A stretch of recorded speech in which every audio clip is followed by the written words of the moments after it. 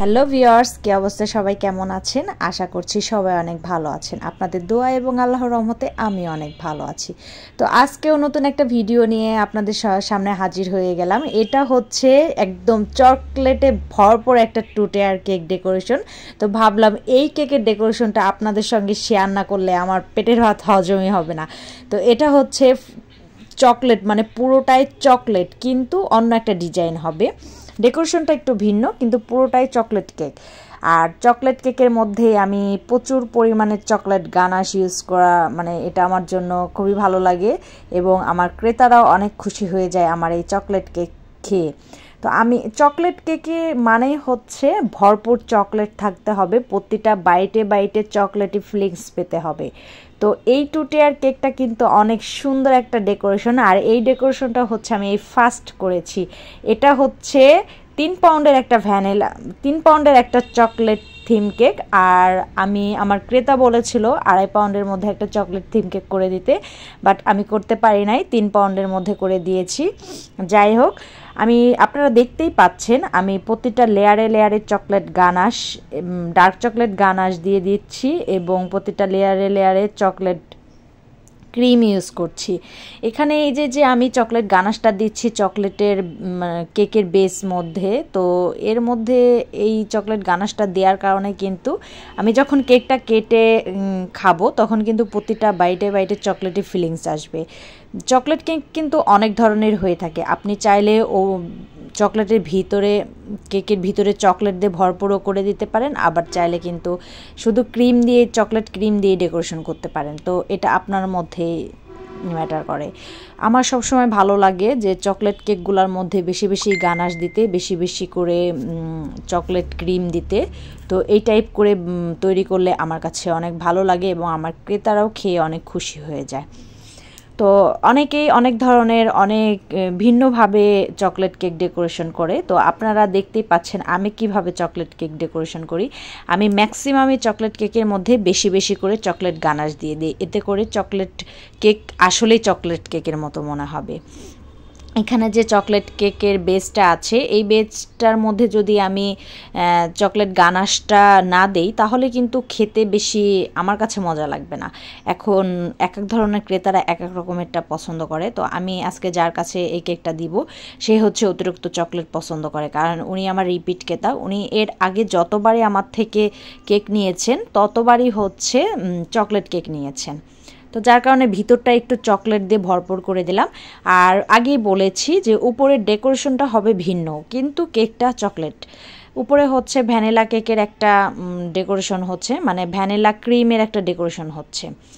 এখানে আমি 2টো colour use করেছি, একটা কালার ইউজ করেছি। এটা হচ্ছে হালকা আকাশি একটা কালার আর সাদা শেড, এবং হালকা আকাশি কালারের একটা শেড দিয়েছি যাতে করে কেকের কালার কম্বিনেশনটা একটু ভিন্ন আসে। আর এই ধরনের কেকের কালার কম্বিনেশনটা আমার খুবই ভালো লাগে। তো আমি যেহেতু 2 টায়ার কেক তৈরি করব, তো ফার্স্ট লেয়ারটা আমি করেছিলাম 2 পাউন্ডের মধ্যে।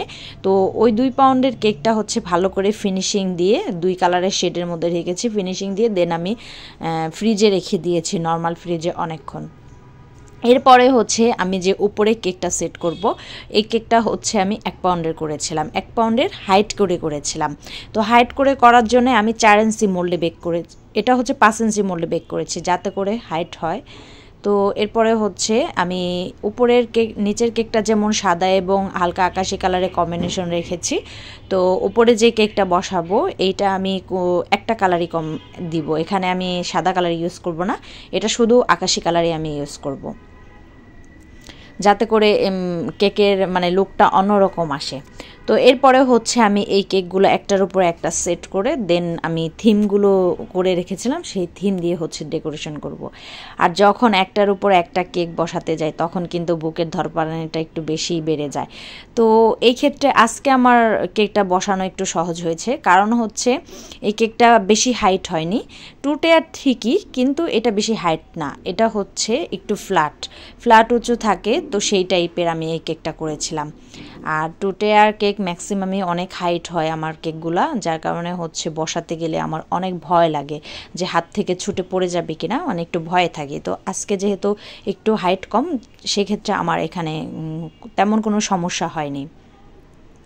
এরপরে হচ্ছে আমি কেকটার মধ্যে এক এক করে টপারগুলো ইউজ করছি, আর এটা পুরোটাই কাস্টমাইজড করা ডিজাইন ছিল, ক্রেতা আমাকে নিজেই চয়েস করে দিয়েছিল। আর এখানে আমি যে বল টপারগুলো ইউজ করছি গোল্ডেন এবং সিলভার কালারের, এই বল টপারগুলো বাজারে অ্যাভেলেবেল পাওয়া যায়। এগুলো হচ্ছে নন এডিবল বল টপার, জাস্ট ডেকোরেশনের জন্য ইউজ করতে হয়। কিন্তু এই আফসোস যে এই বল টপারগুলো খাওয়া যাবে না, বাট এগুলোর প্রাইস অনেক হাই। আর এখানে আমি কিন্তু চাইলে বল টপারটা আমি এডিবেলও দিতে পারতাম, মানে চকলেট দিয়ে করে দিতে পারতাম। সেক্ষেত্রে আমার খরচটা একটু বেশি পড়তো, কারণ অনেকেই চায় যে ডেকোরেশন সুন্দর বাট কম খরচের মধ্যে কেক নিতে। তো এখানে যদি আমি চকলেট বল ইউজ করতাম, সেক্ষেত্রে আমার এই কেকের দাম প্রাইসটা অনেক বেশি রাখতে হতো। যার কারণে হচ্ছে এখানে আমি নন এডিবল বল টপারটা ইউজ করেছি, যাতে করে একটু প্রাইস কম হলেও রাখা যায় নতুন, মানে রিপিট ক্রেতার থেকে। তো এই বল টপার দেওয়ার পরে হচ্ছে আমি এক এক করে ফন্ডেন্ট কাটার দিয়ে আমি কেটে রেখেছিলাম এখানে স্টার, চাঁদ এবং আকাশ বানিয়ে রেখেছিলাম। তো সেটা হচ্ছে কাঠির মধ্যে দিয়ে দেন আমি এক এক করে এখানে কেকের মধ্যে সেট করে দিলাম। এতে কিন্তু দেখতে অনেক সুন্দর লাগছে, মানে আকাশ ভর্তি অনেকগুলো তারা, মেঘ এবং চাঁদ একসঙ্গে। এরপরে হচ্ছে আমি 2টা নন এডিবল বাটারফ্লাই ইউজ করেছি এখানে। এই বাটারফ্লাইগুলোও খাওয়া যাবে না, ফন্ডেন্টের যে ডেকোরেশনটা করলাম ওইটা খাওয়া যেতে পারে, আপনারা চাইলে ওটা খেতে পারেন, এটা যার যার ইচ্ছা মতো। ওইটা একটু চুইংগাম টাইপের খেতে আমার কাছে মনে হয়। আর নন এডিবল বল টপার, নন এডিবল বাটারফ্লাই এগুলো ফেলে দিতে হবে। আর আমার নিজের বাসার জন্য যখন আমি কোনো কেক ডেকোরেশন করি, তখন হচ্ছে এই বল টপার দিয়ে যদি করে থাকি, সেক্ষেত্রে আমি বল টপারগুলো রেখে দিই আবার নতুন করে ধুয়ে, কারণ আমার এত দামি বল টপারগুলো ফেলতে ইচ্ছা করে না। যাই হোক, একটা গোপন টিপস আপনাদের সঙ্গে শেয়ার করলাম, কেউ অন্যভাবে নেবেন না কথাটা। তো এরপরে হচ্ছে আমি কেকের 4 সাইড দিয়ে একটু আউটলাইন করে দিচ্ছি, বর্ডার টেনে দিচ্ছি, একদম 0 সাইজের যে স্টার নজেল থাকে, তো 0 সাইজের স্টার নজেল দিয়ে আমি এখানে আউটলাইনটা করে দিলাম, যাতে করে হচ্ছে কেকটা আরও একটু বেশি সুন্দর লাগে। আর এখানে যে নামটা লিখেছিলাম, সেই নামটা হচ্ছে আমি উপরের পার্টের যে কেকটা বসিয়েছিলাম, সেই উপরের কেকের উপর আমি নামটা মেঘের মধ্যে লিখে আমি এখানে এডিবল ফুড পেন দিয়ে লিখে আমি ওখানে সেট করে দিয়েছি।